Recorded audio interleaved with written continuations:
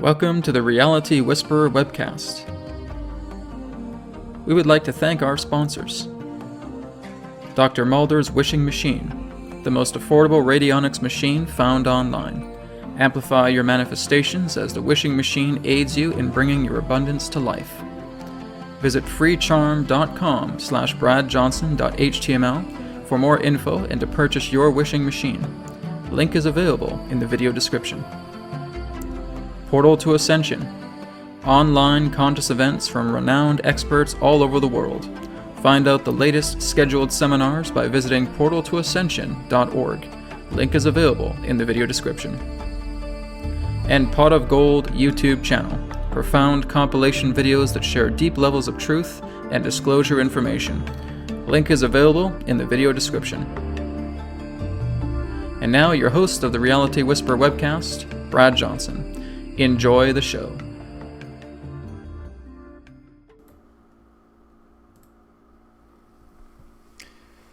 Hello everyone and welcome to the Reality Whisperer Webcast. Thank you so much everybody for joining me on the live chat room here. I'm really excited about everything that we're going to be talking about this evening, as I'm going to be doing a live channeling with Adronis, and the subject that we're going to be talking about this evening is the many versions of you. So I'm really looking forward to bringing Adronis in and having him talk about this particular type of subject. This was something that was actually coming up in one of my previous webinars that I did through Portal to Ascension, which was the nature of incarnation and the soul's blueprint. So Adronis is going to be coming through in a little bit here, and we're going to be starting with the presentation. And of course, also, we're going to be having live Q&A after the presentation this evening. So everybody who is on the live chat, you guys can feel free to get your questions ready. Once we get into the Q&A segment tonight, then you guys will be able to provide your questions, and I'll be going to the chat room, and we'll be answering some questions that you guys may have for Adronis this evening.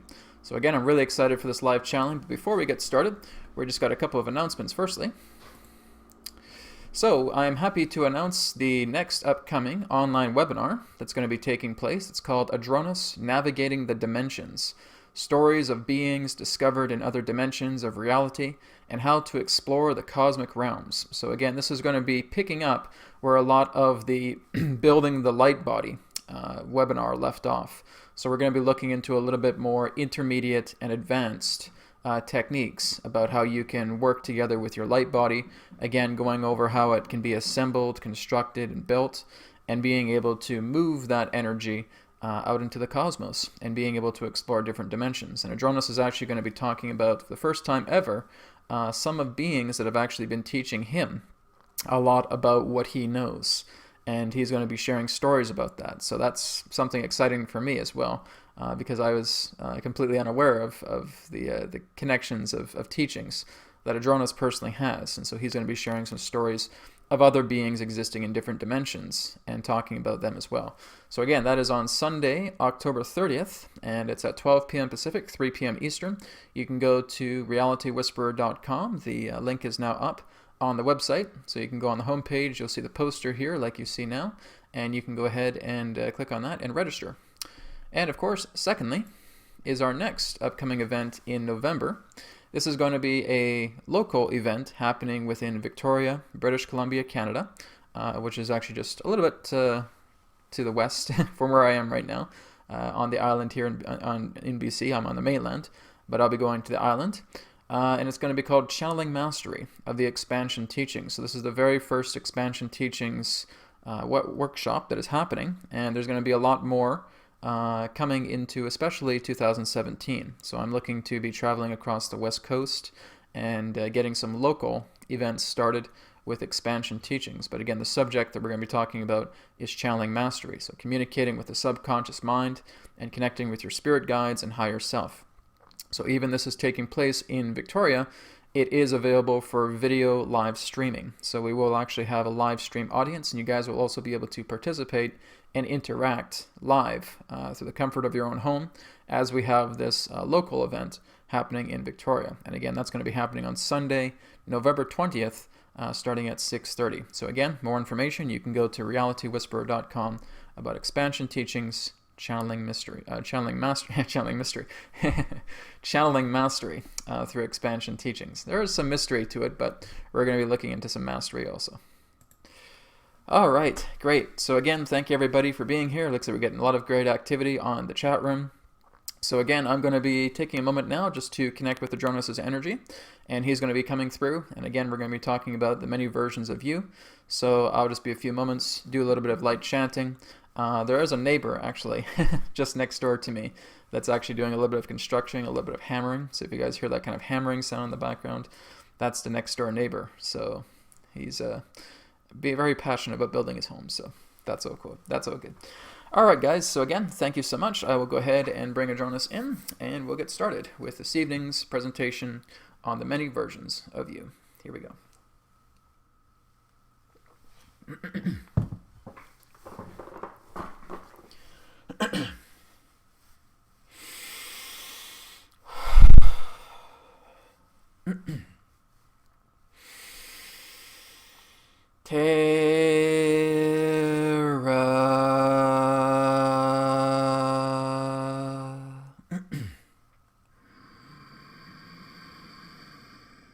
Soul Star.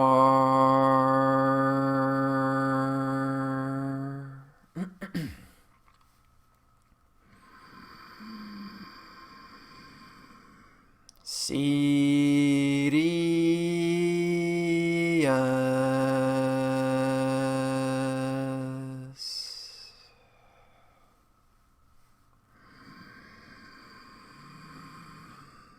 Adronis.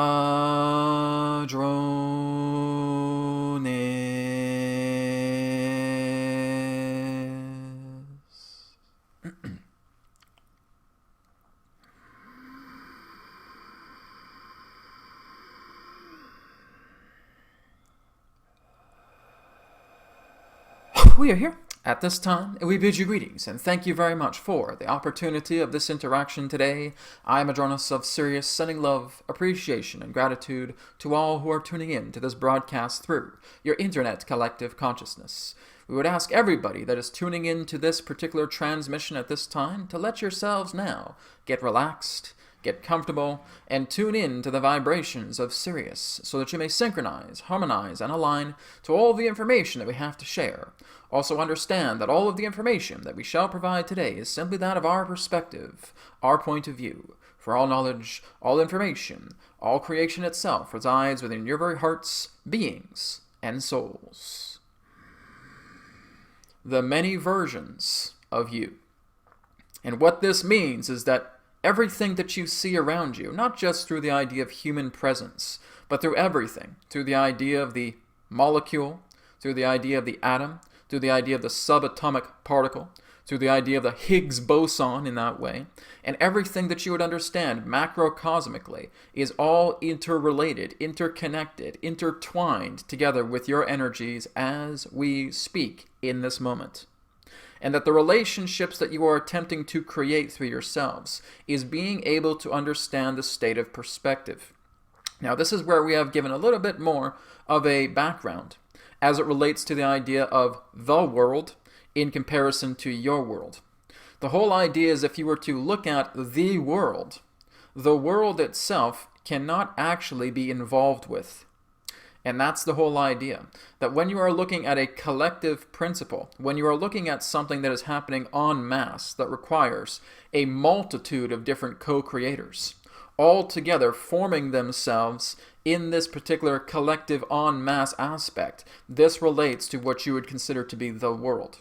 It is only something that you can look at through a looking glass. And so the whole idea in that sense is that when you're looking at aspects of the world, it is only something that will ever only be witnessed. It can never be involved with.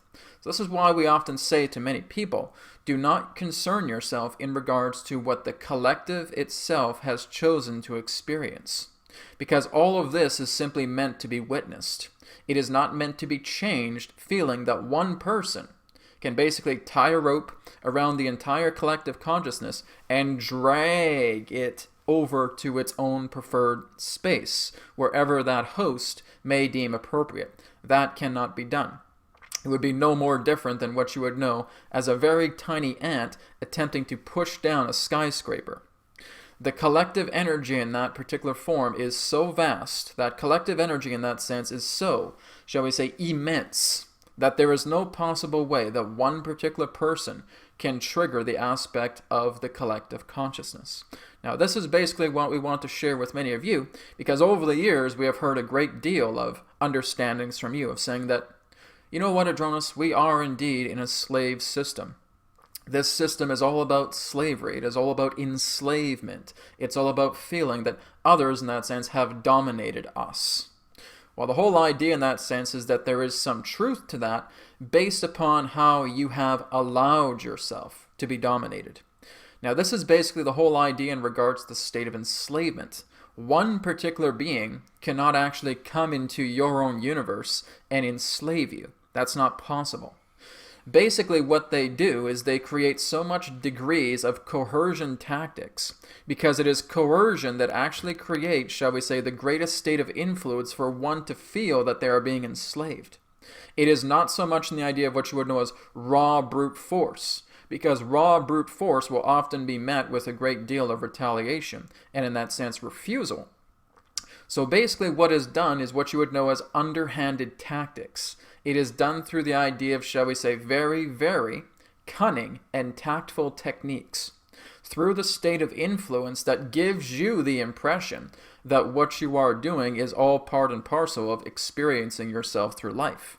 When in fact, in that sense, that you are now involving yourself with particular forms of systems that have nothing to do with you.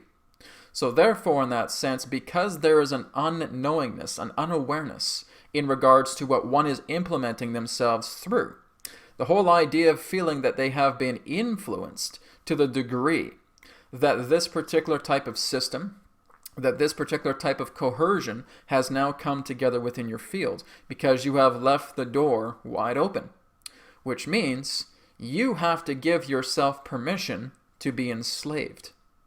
That's how it works.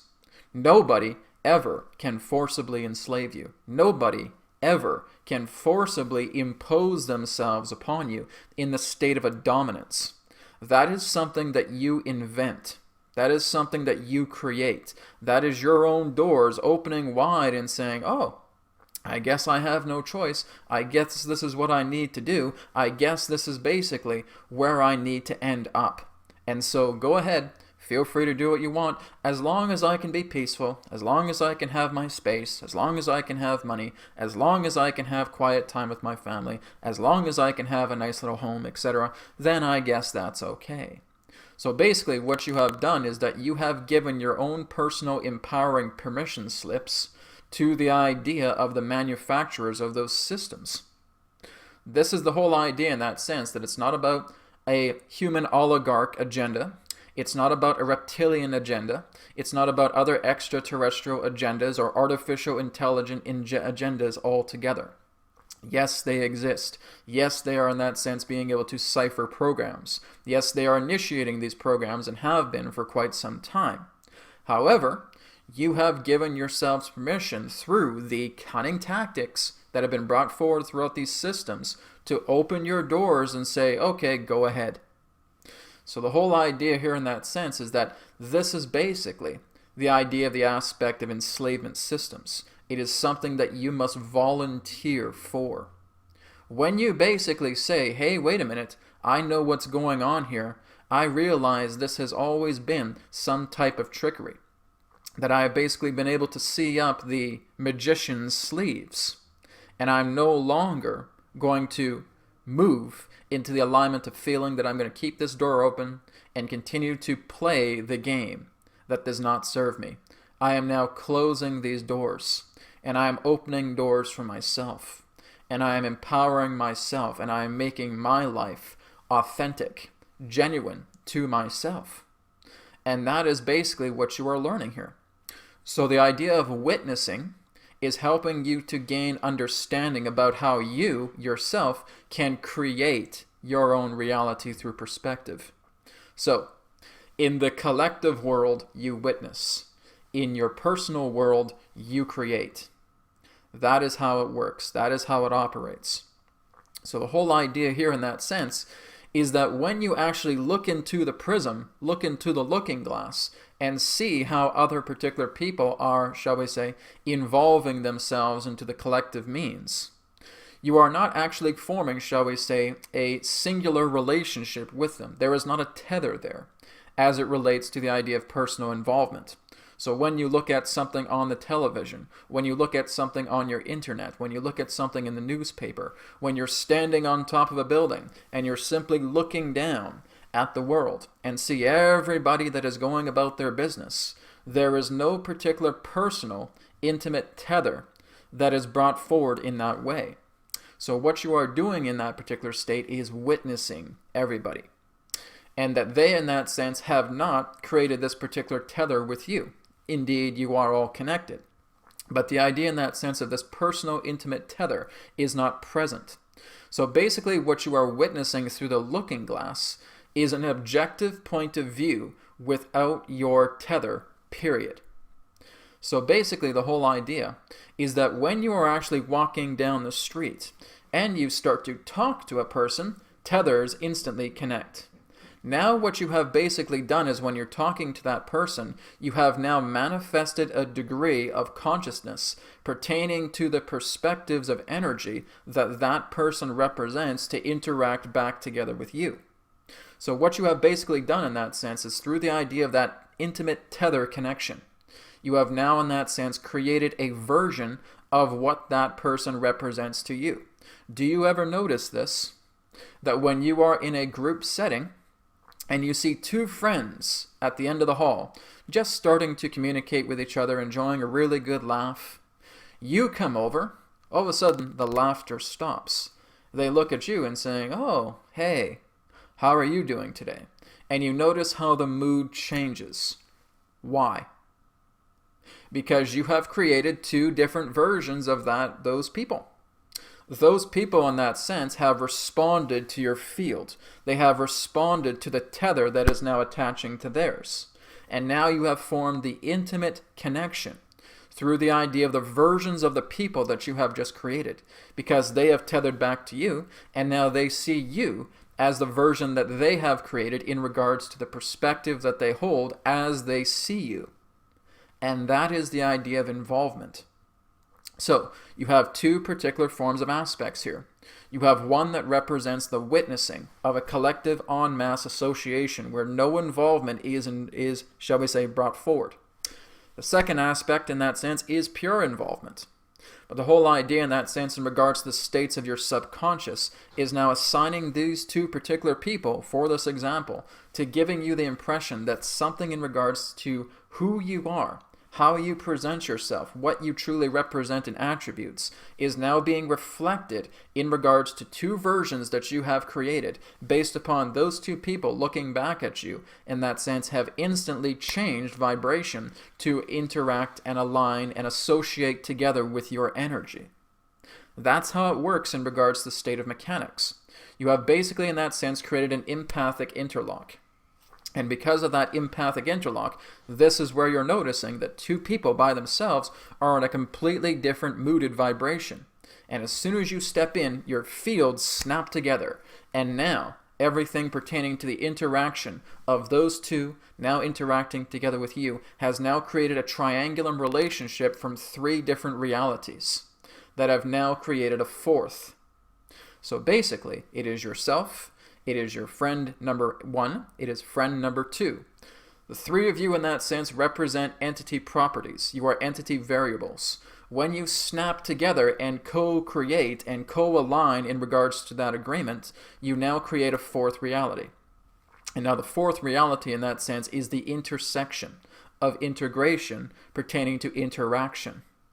So this is how it works, that each and every single person that you interact with and that you are able to have involvement with is just that other version of you in another particular reality based upon how their perspective is, how they carry themselves as a person, their characteristics, their attributes, etc. And they are all just aligning to this instantaneous version of what you create out of them and what they can create out of you. In regards to that mutual tether, it is always a two-way street between one or many entities that you interact together with. So the whole idea in regards to how you are understanding the many versions of you is being attentive in regards to the state of the involvement aspect. So when you're actually looking into the involvement aspect and you see exactly how a person interacts with you, again, it could be a family member, it could be a best friend, it could be a partner, or it could just be a stranger on the street. Just notice in regards to how they align to your energy. And that is telling you a great deal in regards to the type of people that you attract. So if you are, again, standing in line for a coffee and you go up to the cashier, she smiles at you, you smile back, there is this beautiful synergy. Yes, would you like anything else today? No, I'm just going to have this. Thank you so much. Have a lovely day. You're very welcome. Have a lovely day too. Bam. Now that was, in that sense, a very engaging, loving conversation that you had simply with the cashier. Or that you're standing with another person in line, they're asking you how your day is today. Then you're asking how their day is, and you're having, again, this polite interaction. You're having that because this is how you're determining your vibration of mood, just by interacting with something. This can even be, in that sense, the aspects of nature. When you're walking down a street and you see a squirrel climbing a tree, and you just stop for a moment and you interlock together with the eyes between yourself and the squirrel. And the squirrel starts to feel very comfortable as it looks back at you, that it grabs a little acorn and it starts nibbling at it. And it doesn't feel threatened by you. It feels that it is very much at peace with your energy. This is how you're noticing your vibration. Look into the idea of the empathic interlocked connection between everybody whom you meet. And just be aware of it. Just in that sense, file it within your own internal storage cabinet. And say, this is the kind of vibration I'm giving off today. Now again, it can relate to the idea of another particular type of mood. If you're waiting by the bus and you're feeling very, very irritated because the bus is already 15 minutes late, and then this bus driver in that sense is saying exact change only, and you don't have enough change in that sense, and this is causing turmoil. This is again another particular form of interaction. Not just through the idea of the bus driver, but through all the occupants of the bus itself, because you have now all eyes set upon you. And saying, oh my goodness, I don't have the correct change. I'm not going to be able to ride the bus right now. Arr! And now you feel this aggravation, and now the bus driver is responding and saying, hey, don't blame me. I'm following the rules. I'm doing what I was told to do. You got to leave, right? So basically, again, that creates another particular type of vibration. A vibration in that sense that has created a state of impatience, of aggravation, of the degree of feeling that there is blame assigned. And again, this all just tethers back in regards to the state about how you actually moved into that particular situation, coming towards the bus stop and being able to wait for the bus and feeling the aggravation coming together. And because you felt the aggravation, you created the alignment of that retaliation pertaining to the bus driver. You see all these curious eyes of everybody else looking at you and staring you down and saying, what is this person's problem? So therefore, again, action creates reaction. This is what you would know as the law of continuity. So the law of continuity in that sense is telling you about all these subtle likenesses of interaction that happens when you are manifesting your reality. So again, understand that the type of vibration that you are in matters in regards to the degree that is your own genuine nature. We are not saying completely be devoid of anything that may aggravate you, but just be aware of aggravation. Be aware of your particular state, because when that is vented to another particular person, they will respond in kind and you will feel that symmetry. So the whole idea in that sense is the more aware you are of the particular state of aggravation, or the state of despair, or the state of feeling upset, or the state of feeling angry or sad or anxious, just be aware of that, and this will help you to correct your own frame of mind. Just being able to admit that for yourself, maybe stepping aside for a moment and saying, all right, I'm feeling very, very aggravated right now. Just take deep breaths. Just center yourself. Just neutralize. It's all right. This is your creation. This is where you are deciding exactly the type of people you can interact with through the impression that you emit, like an electrical bolt, like an electrical burst, like a transmission of data instantaneously. So be aware in regards to the versions of yourselves that you attract based upon the state of being that you enter. So it is the vibration in regards to how you compose yourself that will allow the world to interact with you in kind. It is no more different than what many of you would know as your online role-playing games. That if you are going to be very, very aggressive with another character, then they're going to be very, very aggressive right back. However, if you come together with kindness, you will feel that particular type of kindness back, because the universe, like a database, is storing everything as it pertains to your feelings in this moment. The feelings in regards to how you are sensing yourself, to how you are sensing the day, to how you are sensing your own emotional, mental states, how your physical body feels. Are you on time for work? Are you late for work? How are you going to get to work, etc.? All of these things are being stored right here, right now, and they are being presented right here, right now. So basically, this is where we say, pay attention to the subtle energies of reality. Do not concern yourself about the collective world. The collective world can only be witnessed as a prism, as a looking glass. Be aware of how you are involving yourself in your world. So this is why we say to many people, don't concern yourself about the world's affairs. Just look at it and learn from it. Learn from what the witnessing is telling you here, and seeing how that has helped you to reshape yourself to be in alignment to a genuine, authentic nature with yourself. And that is how you are now attracting many different versions of you that align to that particular type of synchronicity, because it is possible in every single person upon your planet, all 7.3 billion of you, that every single person, when you are in a particular alignment, can serve in a state of complement through you when you are in that authentic, genuine, tranquil state. Even when a person may feel that they've had a rough morning, that they may feel very aggressive, when you're just feeling that love and you're feeling that kindness, there will be a type of reaction that will be complementary for you both. And you will both be able to experience that. And so you will be able to get that out of all 7.3 billion humans on this planet. So this is where we are reminding you to look into the idea of the importance of your world. Because every single person that you have experienced and will continue to experience is another version of you in another dimensional earth that again holds a certain forms of characteristic, a certain trait, a certain attribute with themselves. What would happen is if you were born from these parents, if you had these siblings, if you were in this part of the world, if you are astrologically born in regards to the information that this person has been born. All of this forms itself together. And you are now looking at that and recognizing and realizing these are all just different versions of me. These are all just different aspects of perspectives that I'm creating because I am engineered in a certain way of an astrological, numerological form. I am engineered in regards to a soul archetype. I am a soul facet. And I have come here together to move into this particular type of alignment to understand more about myself. And I can understand more about myself when I'm interacting together with other people.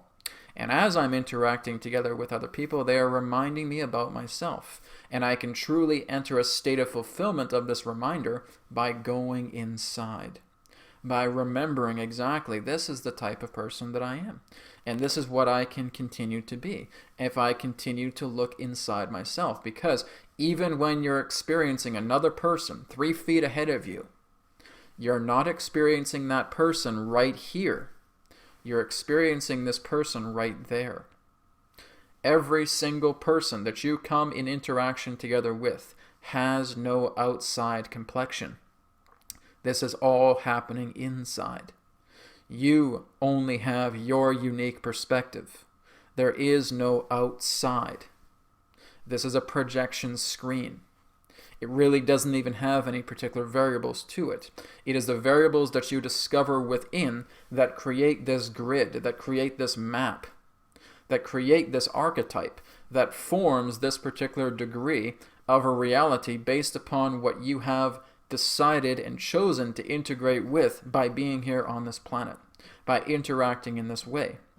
That the idea of the, shall we say, border laws of this planet, regards to gravity, relating to oxygen, carbon dioxide, everything in regards to how this planet functions, are all just variables that are being programmed from within yourself and are now being broadcast upon this screen. There is no outside. And so whenever you're looking at another person, they're not right here, they're right here. And that is the nature of you being this beautiful, soulful, biological projection screen. Everything in regards to the idea of awareness is truly that of the projector that is showing you inside the carousel. The carousel with all the frames, with all of the information, with all of the insight, with all of the data, with everything pertaining to mind, body, and spirit contained here. This is where you are, understanding the importance of all of these vibrational functions, vibrational formats, because you can now calibrate your reality to the specifics by generating an awareness of how you present yourself, being aware to yourself and being aware to your others. That will again interact together with you, forming that entanglement, that empathic intertwining connection. So this is what we want to remind you. There is only one being here. There is only one being in all of creation, and you're it. It is your own universe. You have downloaded everything here to actually come into this universe, to be part of this grid, to be part of this matrix. And other creators from other creational universes have joined along for the ride, because this is quite exciting. This is quite thrilling. This is what it is to be on Earth, but being able to feel all these sensations, to understand and experience all of this is so subtle that many of you take it for granted. You don't even realize in that sense in regards to the intertwining mechanics, the billions of calculations per second that actually happen when you interact with another person. Just walking down the street, bumping into each other, and saying hi. Within those 10 seconds, you basically had hundreds of trillions of equations and calculations taking place through the idea of this encounter. But the whole idea in regards to the interface is that it makes everything so smooth. That's the power of your body. That's the power of your mind. That's the power of your spirit. That's the power of your will. That's the power of your feeling. That's the power of your intuition. That's the power of your connection to co-create together as a species, as soul, together on this planet, understanding the many versions of you. We thank you very much once again for the opportunity of this interaction. We will now return to the conduit briefly, so that we will now begin the question and answer period provided. So please feel free to share your questions now, and this conduit will now return and provide insight by once again channeling with us, and we are happy to take any questions that you may have. One moment please, as we adjust.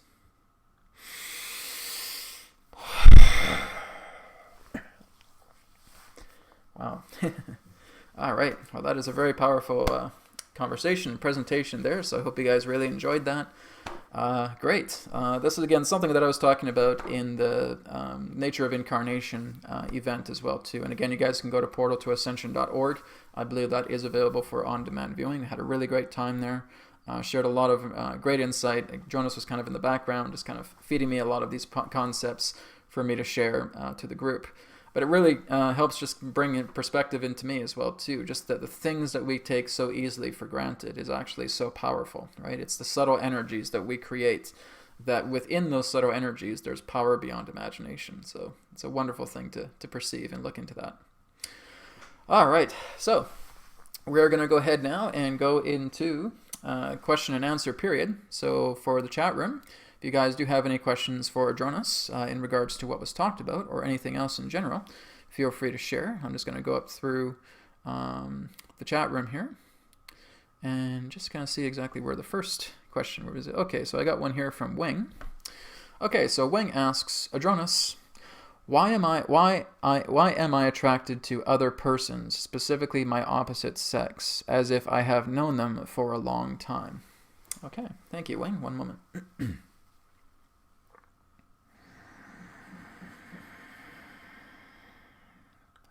We thank you very much, Wing, for your question. The whole idea in regards to why you feel attracted to the opposite sex and feeling that there is that re-familiarity that you have known them for a long time, well, again, this is like what we have just talked about, is that you realize that there is a synergetic connection, that there is an intertwining and empathic relationship in regards to these people.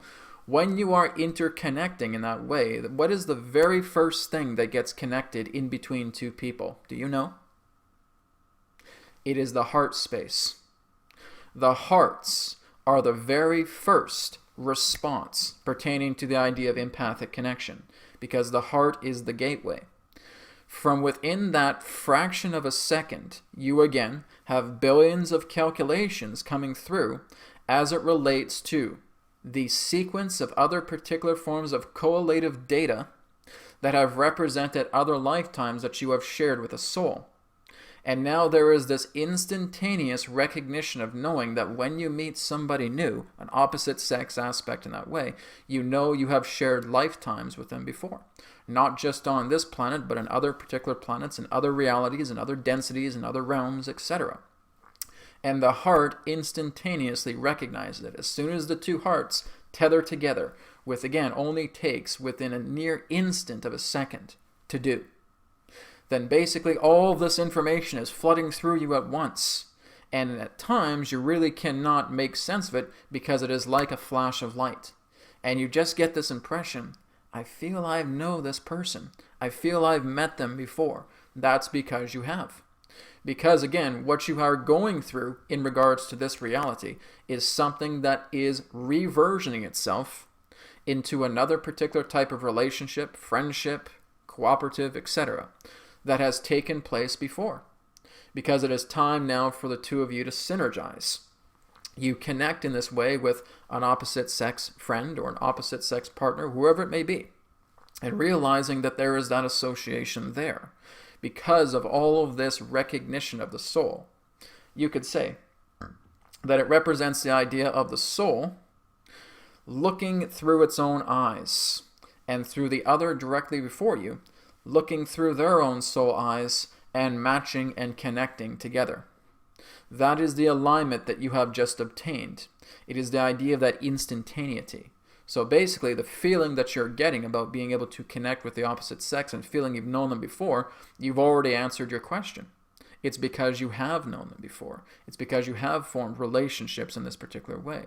We feel in that sense that this has followed you for many different lifetimes, approximately from what you would know as 12 to 15, just on Earth alone. So that would be something for you to look into, to explore together, to talk with these individuals as well, and share that impression if they are open to communicating back and forth, because there is that particular impression of, shall we say, familiarity between lifetimes on Earth, and yes, even beyond. We thank you very much.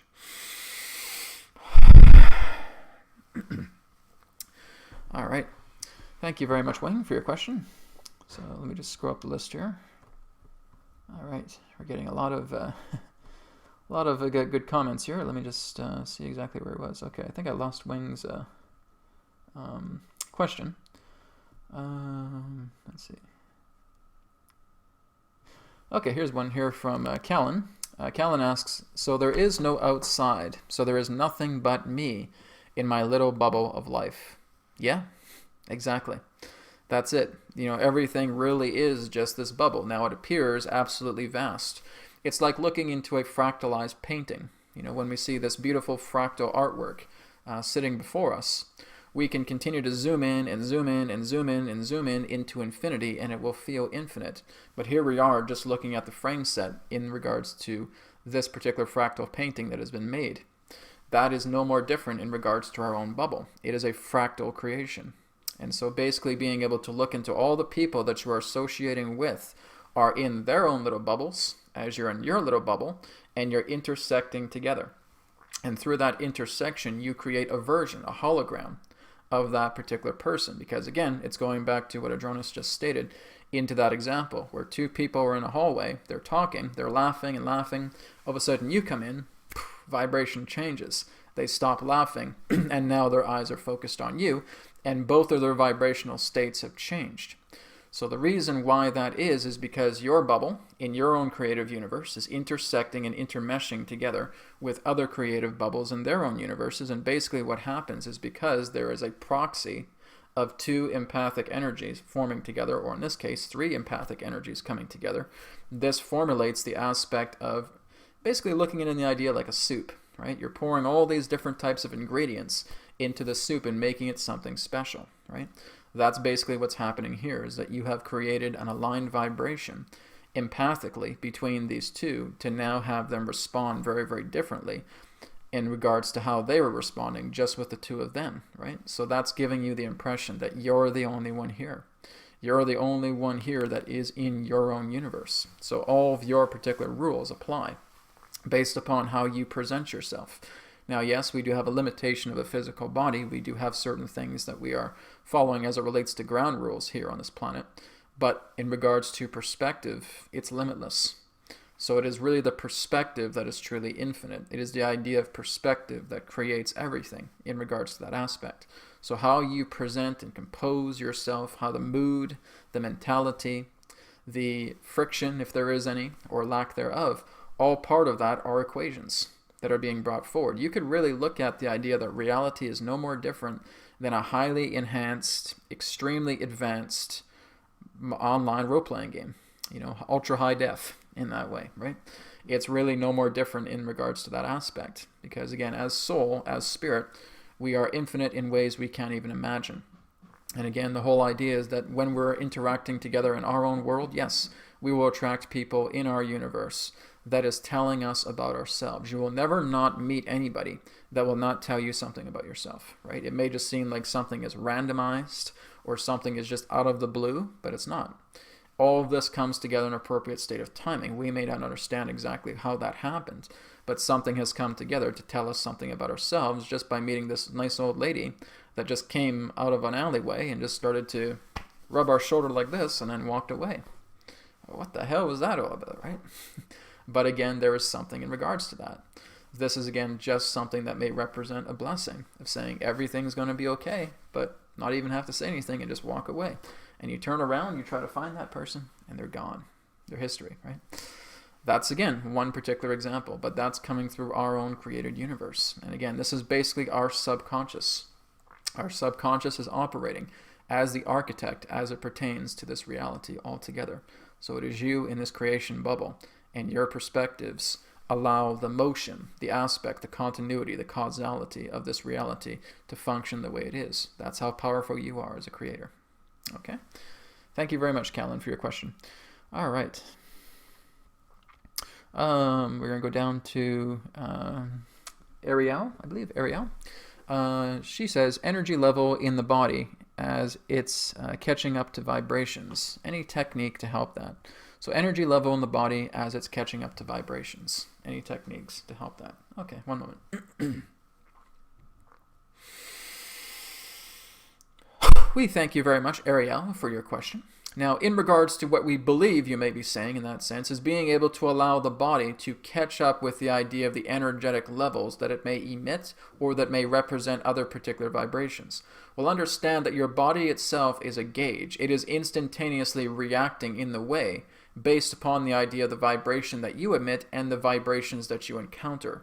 When it is alien to the idea of other particular forms of vibrations. Say, for example, a person who feels very, very mellow meets a person who's very, very excited. Their energy is off the wall and they're very, very active. Your body will suddenly shift into attempting to compensate with that particular frequency because this person is very, very energetic. They're very, very wild. They're bouncing up and down, left and right, up and down, etc. And your body in that sense is attempting to adjust itself to allow some type of interaction happening here. Now, because that person may not be used to such a very, very energetic person, there may be, in that sense, snide comments. There may be the idea of saying, my goodness, you're rambunctious. How much coffee you had today, etc. And again, that's basically the whole idea in that sense of the body being able to stabilize itself because of the belief systems that it holds.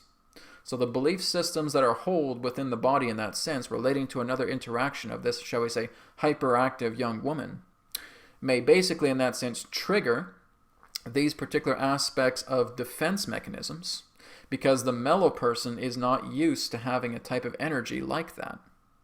Now basically again it all comes down into the idea of your own process to become aware of what it is that you are personally transmitting. So if you feel that much in regards to these transmissions are creating belief system responses, this may be something in that sense to contaminate a very, very ripe and thrilling interaction between yourself and the other. So in that sense, that person may become offended based upon the type of belief systems that come together in response as the body defending itself, as the physical mind defending itself, and the body therefore being the interfacial device that is expressing this. But when you are again coming together in the same scenario where you are feeling tranquil, where you are feeling harmonized, and there is this very, very energetic person, and because you have no belief systems giving some type of impression of judgment in any way, you may notice that you go from that mellow state into an excited, energetic state like that woman. Because there is no gates, there's no barriers, there's no particular belief systems that are preventing you from doing that. So if they're going, look at me, I'm excited, you'll now go, oh, look at me, I'm excited too. So you have basically, in that sense, completely allowed their vibration to bring itself together within you. This is not in that sense where the energy is being brought forward before the body. The body is the energy. So the whole idea in that sense is that you are not, shall we say, moving into a vibratory state to where the body itself feels alien to, based upon your own vibrational frequency. The only aspect in regards to an alien concept is not being able to, in that sense, have that natural sensation when you are alone with your own emotions, with your own feelings, and with your own energies. You realize it's mellow. But you have formed such a natural tranquility within yourself that when another person, in that sense, who is highly energetic coming through into your reality, you create that empathic cord of connection. And now, because there's no resistance within you, you will party hard with that woman. Because you're feeling that energetic excitement. You feel the excitement within her, and there's nothing within you that is restraining yourself from going into that vibration. So that is how your body instantly adjusts. It instantly picks up together with that level. So the whole idea in that sense is that play with different versions of yourself. Again, if you feel that you're a very mellow person, try talking to people in that sense who may be very energetic, who may be very talkative, who may be very, very social, and you may be very, very quiet. This is how you're experimenting with different degrees of energy.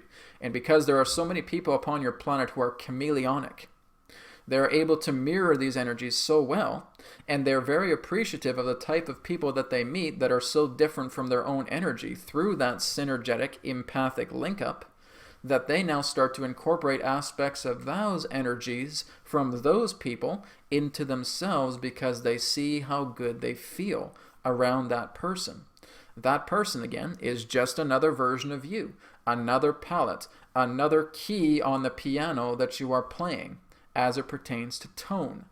And so now you are aligning and adopting that tone because it feels good. You never knew such a person existed.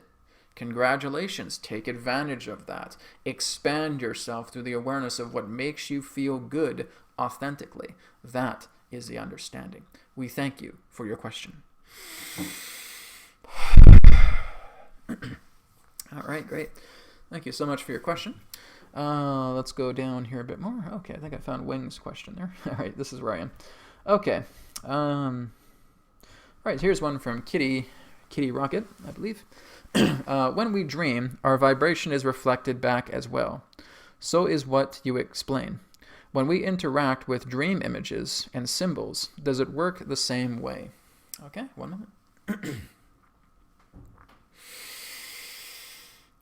We thank you very much, Kitty Rocket, for your question. The answer is yes, it does work the same way because there really is no difference as it pertains to physical reality and the dream reality, other than the idea of the dropping of many different barriers that in that sense represent ground rules. In the dream plane, you can see yourself flying in the air. You can see yourself teleporting. You can see yourself shape-shifting, mind-shifting into another particular person.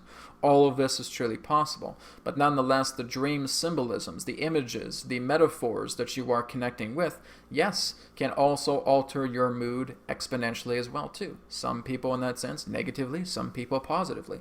It all just depends in regards to the variance of the dream itself. This is why when you wake up and you know you had such a very thrilling dream, you're actually still living through the experiences of that dream when you're waking up. going throughout your day. That was such a wild, incredible dream. I felt so boundless, and it was telling me something as well.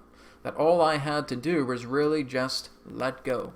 Drop all the bags, because that's what I saw in the dream. I just saw myself dropping all the bags. I went into this very big disco party and I started shaking loose.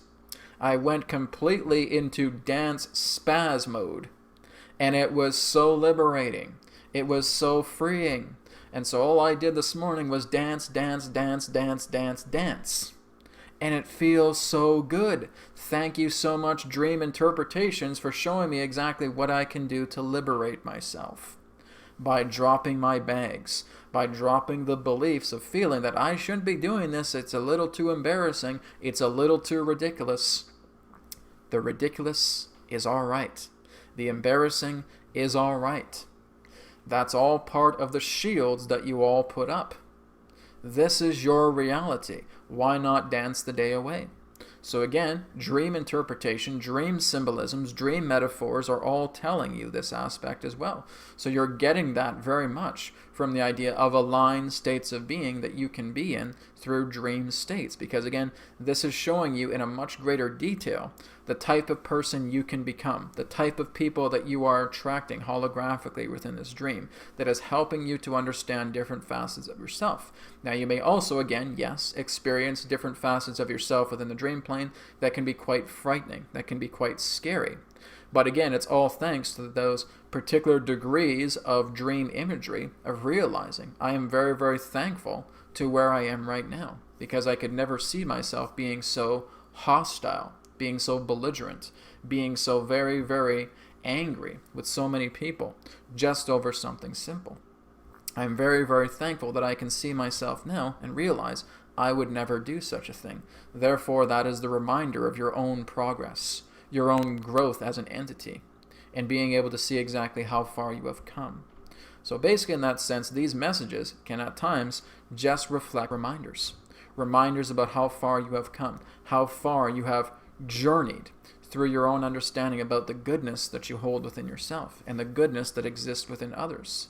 And realizing in that sense what it feels like for others to be hurt through you aligning to such a vibration in the dream state, and having in that sense more of that particular type of empathy, that alignment of truly sensing a feeling that is very, very dear to your heart when another person is hurt, and knowing that you can respond. That particular dream has done its job. So yes, it is the exact same thing in its own unique way as it pertains to the dream space. We thank you. All right. So we'll move down here. Thank you, Kitty Rocket, for your question. Okay. Here's one from June. June asks, question. My favorite me is the bare-footed paste white girl wearing white chiffon with midnight black hair and blue eyes. I see her in my future. When will I change into her again, please? Well, without bringing Adronis in, June, you have the capability of doing that right now, right? But the whole idea in that sense is that you're still breaking a lot of different walls within yourself to say that something like that type of person can be available for you to become. So basically the whole idea in that sense, it's not about when. And this is, again, a really big question that I get. Brad, when am I going to become this person? I keep getting these visions that maybe I'll become successful in film, maybe I'll become a successful writer, maybe I'll become a successful teacher. When, right? We get the when dance going, right? It's not about when, because I can always give predictions to people, say, yeah, probably about the next 3 to 6 months. I feel that there's a good energy that has the possibility of manifesting that forward for you. But you don't have to wait. That's the whole idea, is if you truly are very, very passionate in becoming that particular girl that you just described, you need to look at the walls that are doing that. Now, from what I can sense, Jen, yes, you again have the, June, you have the capability to become this person at any given time. Do not focus too much on dates, and don't focus too much on the feeling that I need to look at my calendar. Okay, well, Brad said about 3 months, so in the meantime, I can just relax and chill out. I don't have to worry about it. Right. No. I mean, if this is something that's truly genuine to you, something that's truly exciting to you, you can bend all of those particular type of predictive factors. a prediction is overrated. And this is basically I like to say to everybody, is that try not to put so much faith into the idea of prediction, because prediction is nothing more than the idea of energies being felt right here, right now. As soon as you become aware of a prediction, that prediction now has the very high chance of being contaminated, and in that sense becoming nulled. Because you can look at a particular prediction and say, oh, well, this is all he said that needs to be done for me to do that, and I'm not going to go that way. I'm going to go a different route. So now you've just completely nullified that aspect of a prediction, right? So the whole idea in that sense, again, as I've stated, is that when a prediction is truly 100% accurate is when you do not know about it. So again, it's like looking at the tarot deck, right? We start laying the cards out. They're giving us breadcrumb hints, but they're not giving you an exact answer, because if they were to give you an exact answer, that timeline would therefore be contaminated. So you're working together within your own subconscious. So I feel in that sense that if you're feeling this strong connection to wear the white chiffon with, I think I'm pronouncing that right, with midnight black hair and blue eyes, manifest anything that represents that particular type of energy. If you have blue eyes now, great. If you have green eyes, get some contacts, whatever you want to do. Again, it's all about becoming that particular type of personality, if that's something that really is thrilling to you. But you need to look at the walls and say that maybe I shouldn't do that. Maybe that's not for me at this lifetime. Maybe it's a destiny thing, etc. Right? Looking into the possibility of you becoming that person right now. So I imagine that's exactly what you're talking about. Whenever you want to change into that person, you can become her now, right? What's stopping you? So that's basically the question I would ask you. What is stopping you from becoming this person right now? That's the question that I'd like you to reflect on, okay? Thank you very much. Okay. Here's one from Kukutis. Okay, my eyes aren't too good tonight. Kukutis, 26. Question: Adronis, why do I get heavy metal riffs? Oh, sorry. Why do I get heavy metal riffs in my dreams sometimes? Okay, one moment. So it's Kukutis, 26. All right.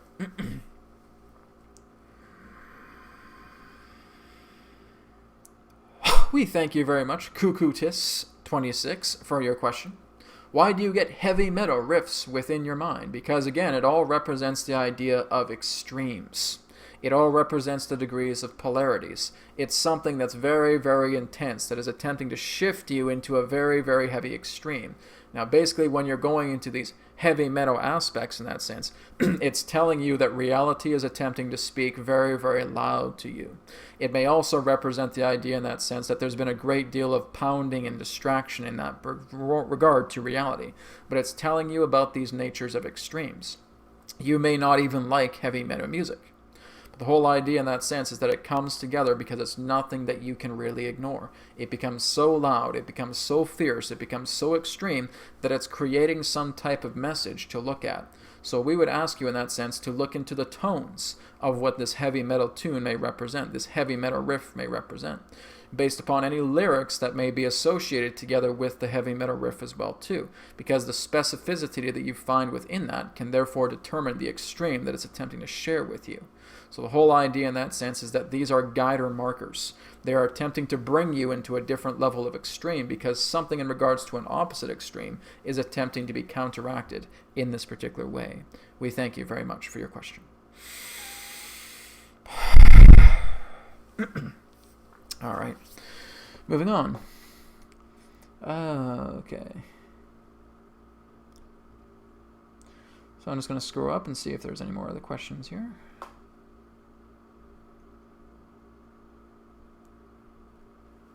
Okay. Okay, here's a question here from Belinda. Belinda says, question: I've noticed that there is no mention of our moon in the Egyptian hieroglyphs. Lots of talk about the sun, though. Please explain. Thanks. Okay, one moment.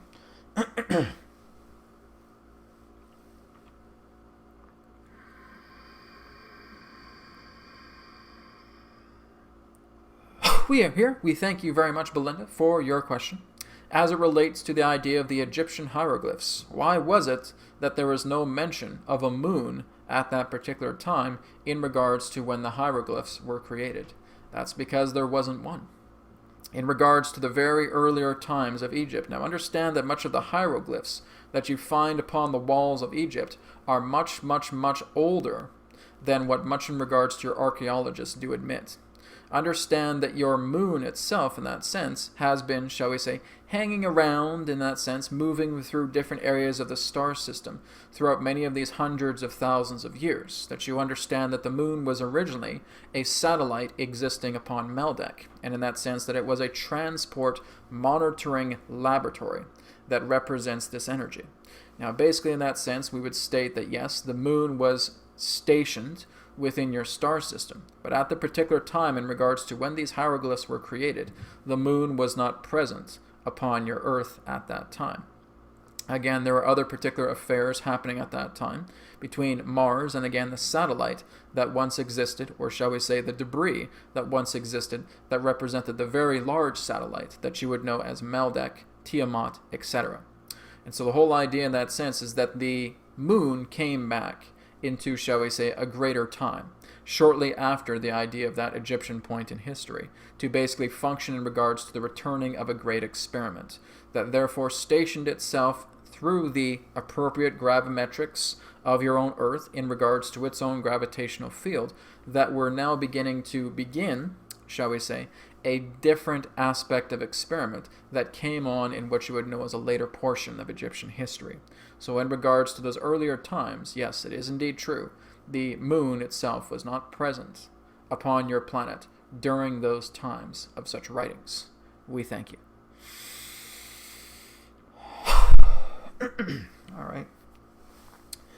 All right, guys, we're going to go ahead and take a couple more questions and see what comes through here. Okay. All right, we have one here from Melina. Melina asks, I have channeled Anunnaki entity during one of my painting trance sessions. Does that mean the same entity is always within my body vehicle, or is it a random visit? Okay, good question.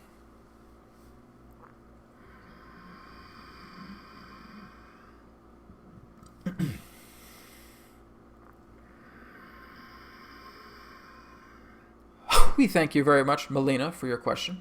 No, once you basically establish a connection with an entity in that sense, it may actually feel like they have left your space in that way. Basically, you could say that there is a beacon, a siphoning of energy in that way that takes place. When you are going into your trance states in that particular way, and this energy is called forward, that energy will become much more prominent. But we would basically say it in that sense as a foreground relationship that therefore moves into a background relationship, that can then move back into a foreground, that can then move back into a background. Now, these do not occur randomly in that sense. It does feel that through your own perspective that this may occur in regards to a random event. But the whole idea in that sense is that it's not. The whole idea in that sense that when these particular forms of energies work together with you, they are existing beyond space and time. It is the moment that counts. It's not so much in the idea of looking on your watch or looking on your calendar and finding out exactly when are they going to visit again, or when may they come back.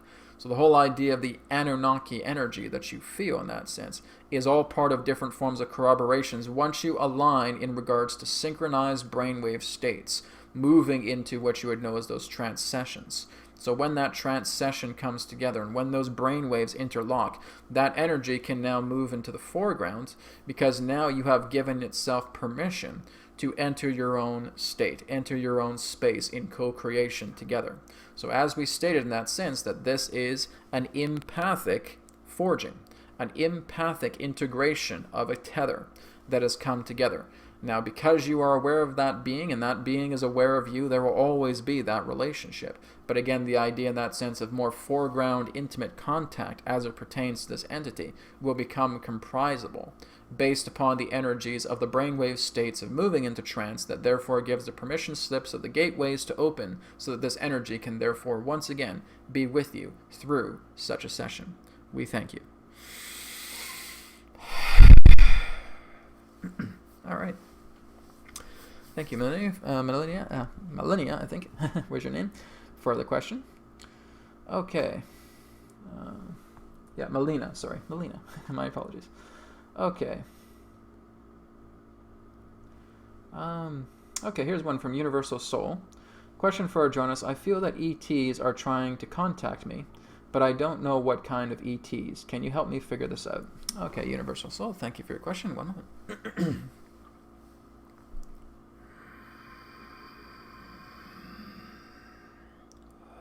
We thank you very much, Universal Soul, for your question. One moment, please, as we scan your energies.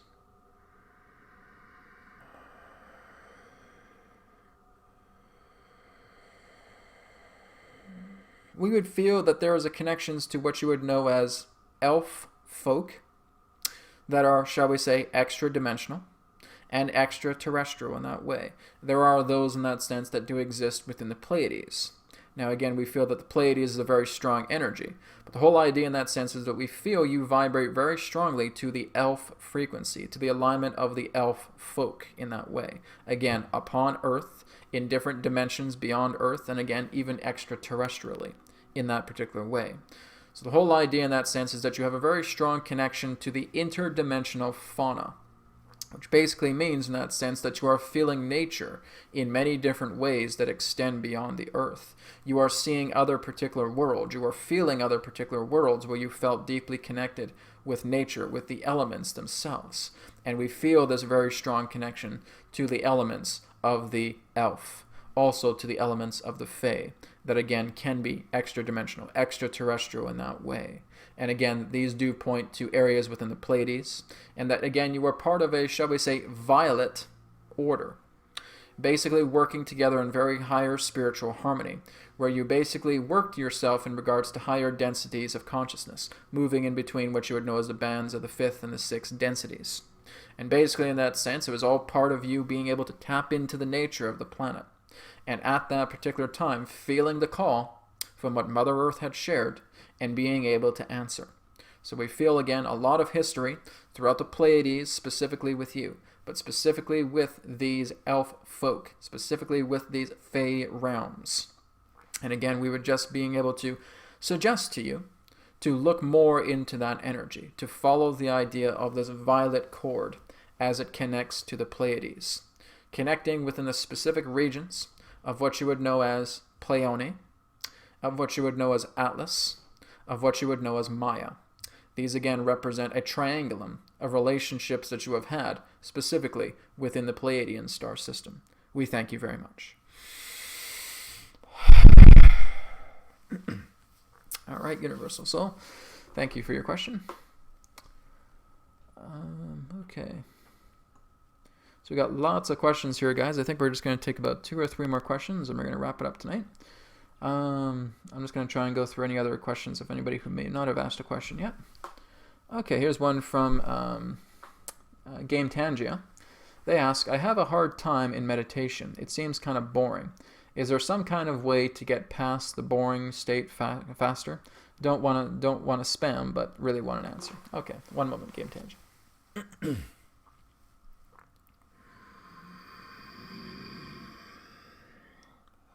We thank you very much, Game Tangia, for your question.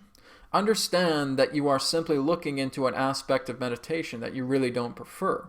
Not everybody is into the meditation where you feel that you must be quiet, that you must still yourself, and feel that that is the meditation that must be specifically for you.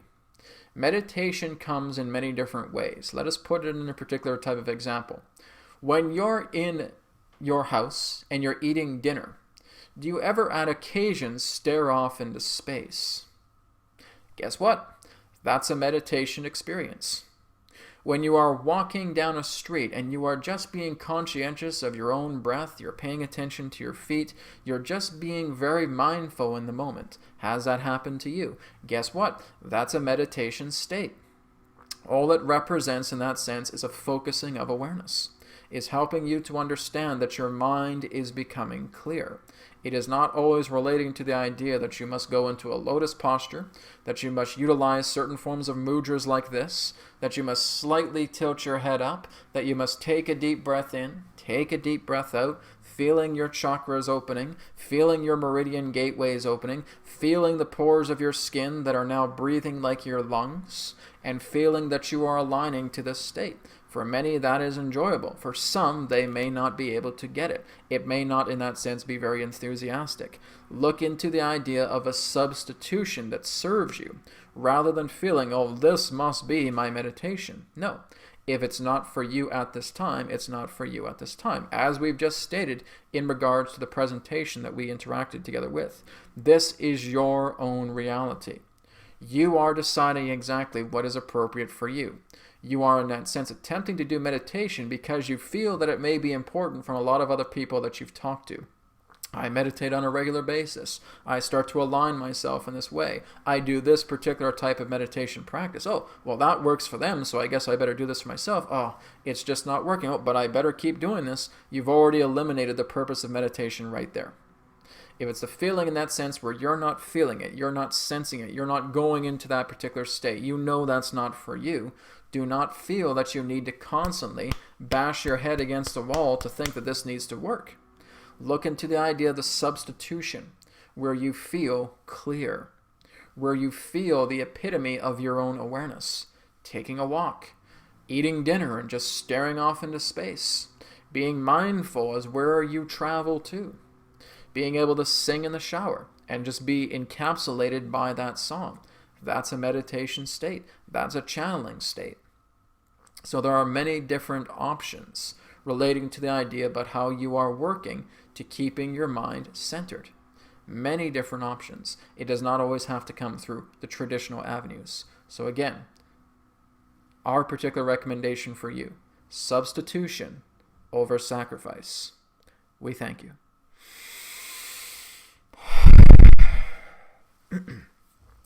Okay, we're going to take 2 more questions and we're going to wrap up this evening.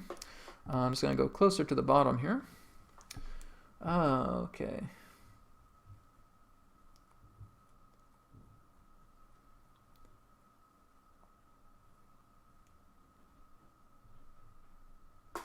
Okay, so I'm just kind of looking for the questions that are kind of semi-personal. I know there's a lot of personal questions in here, and I thank you guys for sharing that. But I just want something that I feel would benefit all of the listeners. So I'm just kind of looking for more of the kind of semi-personal questions here. Here's one from the Encore Mix. Adronis, do you have support advice for the path of liberation towards high good enlightenment? Okay, so do you have support advice for the path of liberation towards high good enlightenment? Okay, thank you. One moment.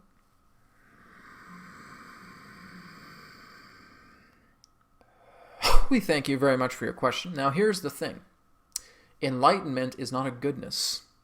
Enlightenment in that sense really isn't a highness in that particular way. Enlightenment is a naturalness. It is something that is really not being identified through a state of emotion. It is not being identified in regards to the idea of an echelon as it pertains to a ranking, or in that sense moving beyond the aspect. Again, there is many different forms of interpretations as it represents the degree of enlightenment. When you are basically going through enlightenment, you're really not even feeling anything. Now, that's not in regards to giving you a state of apathy, but is the idea in that sense that you feel such a tranquility, such a stillness of space, a stillness of time, a stillness of thought, a stillness of moment, that this is basically all that is. There is no real reaction to the aspect of enlightenment. And that again is where there is a misperception. I want to become an enlightened being upon the planet. That particular statement is contradictory. It is not about a want. It is not about a need. Neither. It is the idea where you understand the epitome of stillness itself. You do not desire anything. You do not want anything. You do not need anything. You do not have anything. There should or should not be anything. It's simply that space where you are still. And through that stillness, you feel all the vibrations, all the frequencies, all the energies, all that represents the essence of creation itself is the aspect of enlightenment. So it is the idea where you are transcending all of these particular boundaries. They are being stripped away because you realize in that sense that they no longer represent an energy, that you are becoming in that way, just being in that way, just being still. It is the idea of beingness that is the energy of enlightenment. So again, that is more so in the aspect in regards to what we can share about the idea of teachings, of sharings, as it pertains to enlightenment. So if you feel that you are being in that way, you realize that there's no particular type of contradicting thoughts that are creating any particular type of sabotage to that feeling. To be enlightened is to be, and that's it. So in that sense, when we say that there are enlightened beings, you won't even be able to have contact with them on this planet because they're not looking to have any type of contact. Nothing in regards to a state of dynamic relationship. To be truly enlightened is to realize that all of this is before you, but you are letting it be. And that is the aspect as it pertains to enlightenment. So if that is something that you wish to be, simply be. That's it. Letting your thoughts be your thoughts, not attempting to force yourself into enlightenment because you can't. It's the whole idea that you are going through all of this, and many of you feel that you're on some type of race. I better be enlightened in this lifetime or else I'm going to be so upset. Doesn't mean that that's going to happen. Because the whole idea is if you're not going to be enlightened the day that you pass away from the body, are you going to be screaming at your body and saying, I wanted enlightenment in this life? You're nowhere near it. Because there is nothing in regards but complaining, but arrogance, but ignorance. But the idea in that sense that you must get involved into the degree of enlightenment so much that it no longer becomes enlightenment, it becomes a religion. So this is where we say in that sense, do not attempt to force enlightenment. Go through all the thoughts, all the expressions, all the aspects that make you you in this moment. Do not feel that you need to be enlightened in 5 minutes, in an hour, tomorrow, next week, next year, or even in this lifetime. It is not a pursuit. There is no pursuit to enlightenment, period. It is a beingness. It is a stillness. And that is basically the best way we can share that with all of you. We thank you for your question.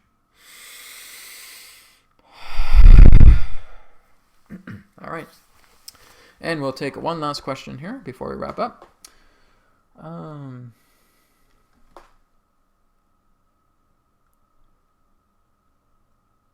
Okay, here's a kind of interesting question, and we'll end up on this one. This is the very last question that I see here.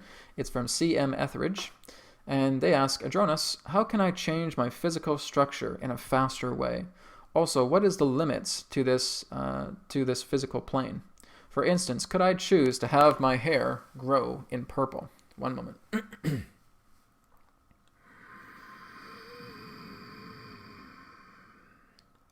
We thank you very much, CM Etheridge, for your question. If you are looking in that sense for ways to manifest the degrees of your body, other than the idea of what you would know as following a path of least resistance, if you want to grow your hair purple, go grab yourself some purple hair dye. But the whole idea in that sense, as we understand what you are saying, is being able to mimic the energies within your body to convince, rather than, shall we say, one shade or tint of hair, to actually start manifesting the idea that you can actually grow purple hair. No, because you are functioning together within a collective consciousness. And again, there are physical rules that apply. It is not so much in the idea of saying that I want a Mercedes, I want a Cadillac that's brought forward into my driveway, it must be this specific color, it must have this particular type of decoration around it, and make it so. No. The whole idea is that you're following a path of least resistance and making something similar to that come into your reality. But the whole idea in that sense is because you are following together with a collective agreement on this planet, this represents the idea that you're never getting 100% of your own creation because others are here. You have 7.3 billion other people that are attracting and repelling at the same time you are. You are a collective unit. And again, this is what we talk about, the world. So when you are attempting to give the impression of changing your hair into its natural color of purple, you are basically in that sense being like the ant that is trying to push the skyscraper, in feeling that if I can get my way, well then everybody else must get their way, and it doesn't work that way. Now that's not to say in that sense that through great deep states of meditation that you may be able to get something like that to happen, but again, that's not really what in that sense a being who moves into those particular states is actually looking to experience.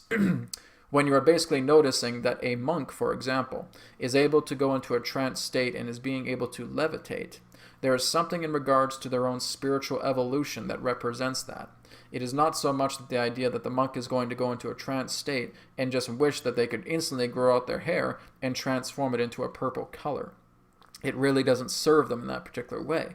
And that has required many, many, many years of intense, crystallized mental discipline, spiritual discipline in that way, to get to such an alignment, to trance state yourself and move yourself into a state of levitation. That is possible, but that requires a great deal of disciplinary work.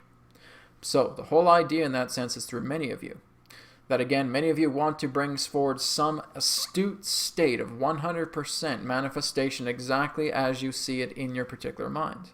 It doesn't always work that way, because everything pertaining to reality is versionized. And the reason why it's versionized is because you're all sharing the same map. You're all sharing the same space. You are creating perspective in your own reality, in your own bubble, but you are all interconnected as this particular type of geometry. So it is the idea that opportunistic aspects of manifestation will come together in regards to certain degrees of cycles and phases and transits that operate in regards to energetic conductivity, gravitational effects, aspects as it pertains to your planet, to your star system, to the alignments of the galaxy herself, and moving even beyond that. So the whole idea in that sense is that you will have specific forms of manifestations that will come to pass that are somewhat similar to what you have asked for, or similar to what you have commanded, but they will not follow an exactness to that. And that's because you're having an experience with a collective consciousness as being this en masse association together. Now, if you were the only person upon this planet, if you were the only human being, you would certainly be able to instantaneous manifest, because now there are not 7.3 billion other filters that are preventing that from happening. That's not to say in that sense that you can do truly some incredible aspects within your own body once you are able to train yourself in that particular way, once you're able to move into that alignment. But as we stated, that requires a very deep, centered, crystalline aspect of mental discipline in order for that to take place. In order for one in that sense to truly influence the atoms within themselves, they must see themselves as the atoms themselves. You are no longer seeing this as a physical body. You are no longer seeing this as a flesh conduit. You are seeing yourself as a dance of atoms. You are able to experience and explore and witness how the atoms in that sense work together with each other, how they can actually be manipulated by thought. To do so in that sense, again, goes to a very advanced mental state of aptitude. And many of you in that sense are not on that level. So the whole idea in that sense is that if you decide for such an intention to happen, you need to go through a very rigorous aspect of mental discipline. But in regards to the idea of anything that you feel you would like to do that follows a path of least resistance, that would be much more of the connotative expression that we would suggest to you if you wish to explore that endeavor, rather than feeling that I'm just going to completely spend 20, 30, 40, 50 years mentally advancing myself so I can turn my hair purple. That is a very devoted fellow. We wish you all the best in abundance for that endeavor. Otherwise, go to the grocery store, pick up some purple hair dye, and have fun with the path of least resistance. We thank all of you for the opportunity of this interaction today. I am Adronis of Sirius. Thank you again, and we now return to the conduit. We will speak to you again, as now is forever, and all is one. Goodbye for now.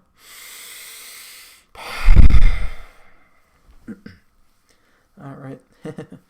Loved your questions, Sam. Very, very good. All right. And thank you, everybody, for, again, some really great questions. I'm sorry I couldn't get around to everybody. Again, one of my things that I do is I like to kind of keep things just very, very semi-personal, just for a lot of people to get a benefit out of your question in that way. So, again, if there are some private questions that you know you want answered, well, you can go to my website, The Reality Whisperer, or just realitywhisperer.com. And there are private sessions, there are courses, there's free media there as well too. A lot of stuff to check out. But thank you everybody for being a part of tonight's webinar. I will see you all. I'm going to be taking a break off next week, so I'm going to be coming back in 2 weeks.